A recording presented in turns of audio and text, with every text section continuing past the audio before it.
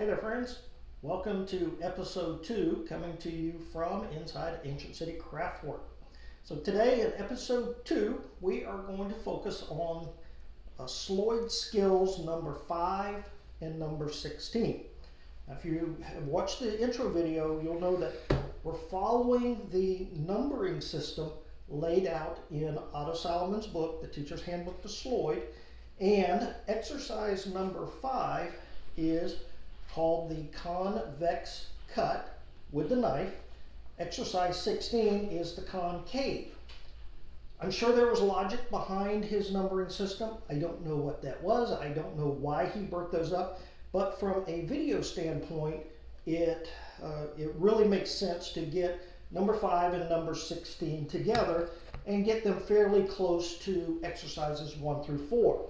Now remember, 1 through 4 were your basic knife cuts. They were the long cut, the cross cut, the oblique cut, you can see here oblique, and then the bevel cut as we were cutting a 45 along the long grain. The next ones that we're doing are the convex and concave, but I want to remind you about grain direction. Now, if you don't understand grain direction, you might want to watch the video I put out last week where we had a discussion about supported versus unsupported grain, and this is very important for the convex and concave. So I'll put a link to that video down below. Feel free to watch that one as well, and that's going to help you understand grain direction. So a convex cut is very similar to the oblique cut, except you're going to cut it in a rounded fashion. Now again, we grip the knife. Any knife will work as long as it's comfortable in the hand and it's got a good steel on it. I like to, again, use my thumb and do kind of an oblique, but we're going to curve as we do that. So remember, grain direction, we are going from a long cut across the grain and ending up with a cross cut, cutting directly into the grain. So let me pull the other camera over here so you can get a better look at that. All right, I'll put this out just for a little bit better contrast between the different pieces of pine here.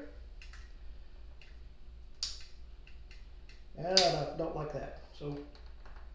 So again, as we're doing the convex cut, what we want to do is very gently come in and curve around. So it's very much like an oblique cut, except we're going to curve around until we have it rounded over. Okay? See how this is a little bit more rounded now as opposed to the straight oblique cut.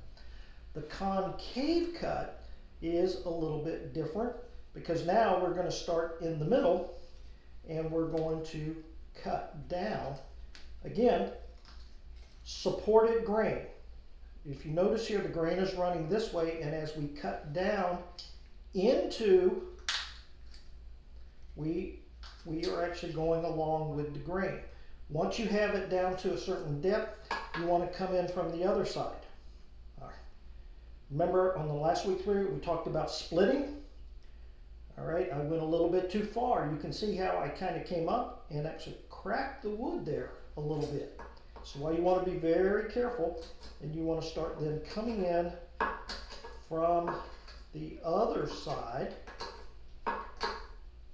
Okay, and just work your way down until you have it to the depth you need. So these round cuts, again, we have multiple grain directions. We are going with the grain, we are going against the grain, we are dealing with rising grain and falling grain, which means supported versus unsupported. So you have to be very careful as you're doing this. Okay, so the book actually recommends that when you're doing a concave cut, that you anchor your elbow up against your body, hold the piece firm against your abdomen, and then start making cuts like this. All right. The Boy Scout in me says, you know, you're cutting towards yourself. That's a big no-no. But from a practical standpoint, because this arm is anchored real tight against your body, you are not going to be able to yank this into yourself and start cutting. All right, so just think of it. Why would a concave cut, concave convex cuts even matter? Okay. Let's go ahead and just take this down here. All right, so think about it this way. One example would be if you were carving a spoon. And yes, I know this is pine. This is not good spoon material, but you know, bear with me here. It's just an example. So if you were wanting to cut a spoon, oh, yeah, broke my tip. And who needs a pencil sharpener when you got a knife handy?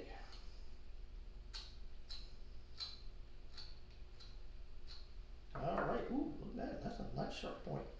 So if you were carving a spoon, what would you do? You would start with a blank, and you would round over. You would come down, make your oval, and then you would start on some kind of handle. All right, and we want to make that nice and smooth. We don't want it to be too bright. So what have you got?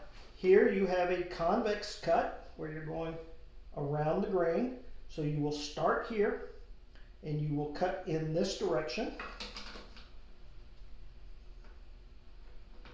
That way you're getting nice supported grain. You'll come over to this side and then cut in this direction. Again, depending on whether you're right-handed or left-handed, doesn't matter. Then here, because again, we want supported grain, we're going to come in this way and cut in this direction and then long and go down that way. This way we're always, as we're cutting, getting supported grain. So we'll just real quick take a few swipes here, see if we can't.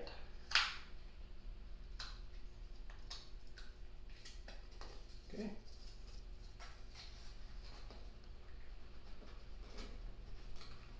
Let's go ahead and take out some of this extra waste. So now as we're coming across here, remember now we're going just straight across the grain. We'll come in on this side, do some convex cutting.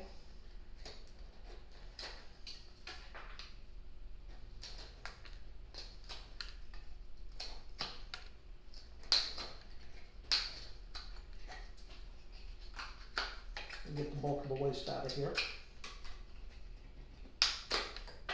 Okay. Then we'll just continue shaping it.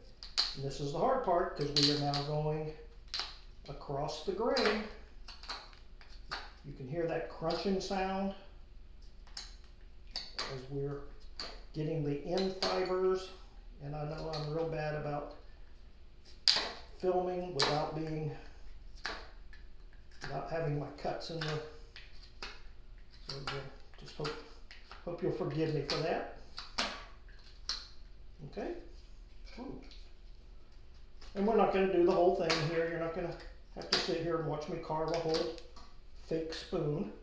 Okay, now that we're coming in this way, again, this is our convex cuts. I'm sorry, concave cuts. Now we're going to want to come in. Ooh, did you see that? Had my finger here with knife here. Very easily could have cut myself. So I've been doing this a long time and I still make those kinds of mistakes. Okay. Again, you got to be real careful. See how a piece of grain lifted out of there because I was not being diligent. Come in here with a long cut.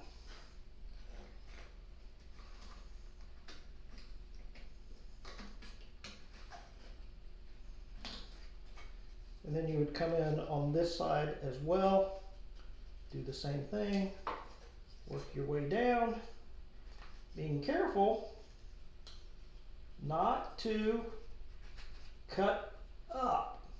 When you cut up like that, you can lift that grain, tear out a piece right there, and then you end up with a flat spot. So keep it nice and round, and just very carefully work your way down. All right, friends, that is the convex concave exercise 5 and 16 of the Teacher's Handbook of Sloyd.